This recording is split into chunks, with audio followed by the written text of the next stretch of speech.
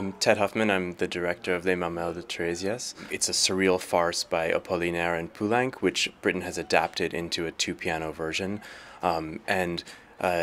This version hasn't been seen since 1958, when it was on this very same stage, played by Britten himself and Viola Tunnard, who is the repetiteur for their process. It's clear to me why this piece appealed to Britten, because it goes after some of the norms of French society in the same way that Albert Herring goes after British society of the same period. And in fact, the two operas were written in the same year. This version is a wonderful opportunity because it's usually done with a rather large orchestra, and we've got two pianos, two fantastic pianists, and a cast of 12, which perform a whole variety of roles. So it's been a real treat as a director.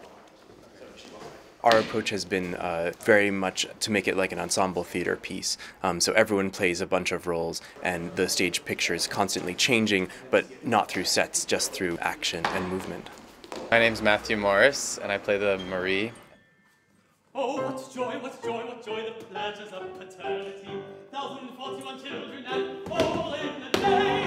1,041 children and all in a day. This is my first visit to Aldeboro, which was quite a shell shock when you arrive from all the hustle and bustle of New York to get to the seaside, but really good for the soul and music making. I'm Ariadne Greif, and I'm singing Thérèse.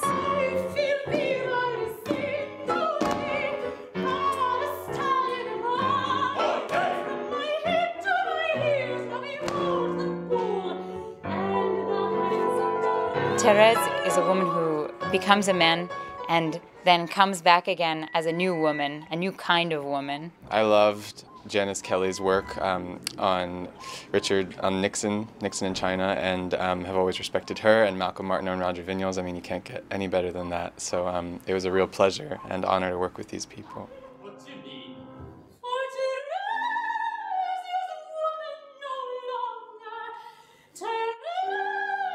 My name is Zack Winokur, and I'm the associate director and choreographer for this show.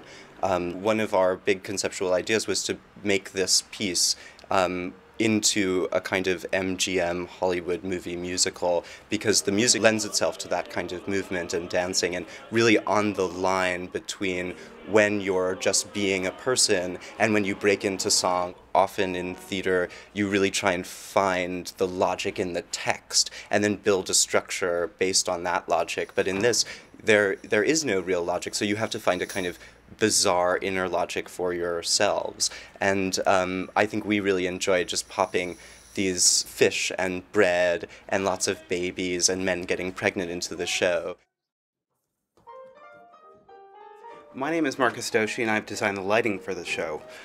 One of the particular challenges of this venue is that the Jubilee Hall isn't set up, in fact, as a contemporary theater would be. It's a traditional old hemp house, but in the end, I think it works out very well for the design that we've tried to create.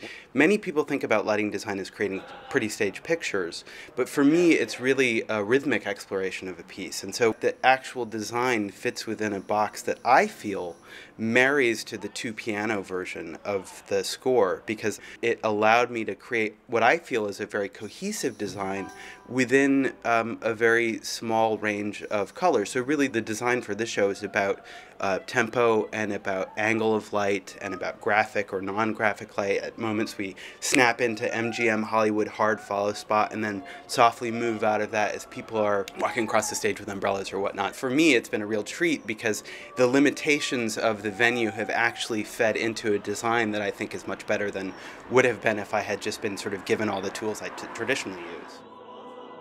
I'm Emily Hendricks. I'm the editor of this new edition of Les Mamelles de Tirésias. I've been very interested in Poulenc opera for a long time, and I was reading in the catalog that there was a production from 1958 for two pianos, and in reading the Poulenc catalog it said that the score was not located. And the Britten Peers Library was just beginning to have a real online archive. So what we actually found, what I found, was Britten's score with his pencil markings in it and Viola Tunnard's score with her pencil markings in it. The thing that's extraordinary about this edition is that it is creating a new piece from these arrangements that Britten and Tunnard made, and really recrafting the orchestration for two pianos. And there is a substantial amount of craft and work that goes into this, making sure that if they were trying to recreate an orchestral sound with two pianos, trying to be sure that what's on the page is representative not only of what they would have played, but how they would have played it, so that you can hand it to incredible musicians like Malcolm and Roger, and they can make that happen. I think the arrangement works wonderfully. Actually, we've been saying as we've been working through it, we're enjoying it more and more as we've developed, and we're finding the textures much more interesting. It's incredibly light for two pianos, because two pianos together can sound like two elephants very easily. We hopefully don't, but the writing is so clever because it's mostly antiphonal. We don't actually play together very often. You know, once somebody's got the accompaniment, the other's got the tune, or the other way around. The way Poulenc writes, there's always a little bit of the cabaret, the cafe in the background, and the cooler, sharper texture of the two pianos helps to keep some bite in the situation, which of course also reflects the strangely surreal, satirical aspects of the production.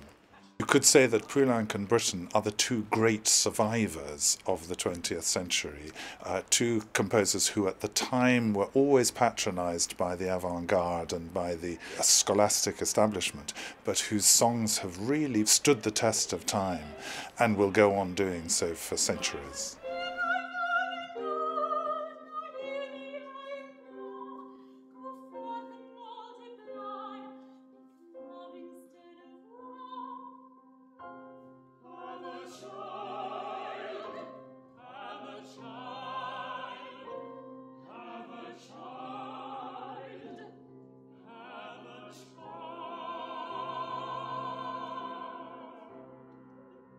Scratch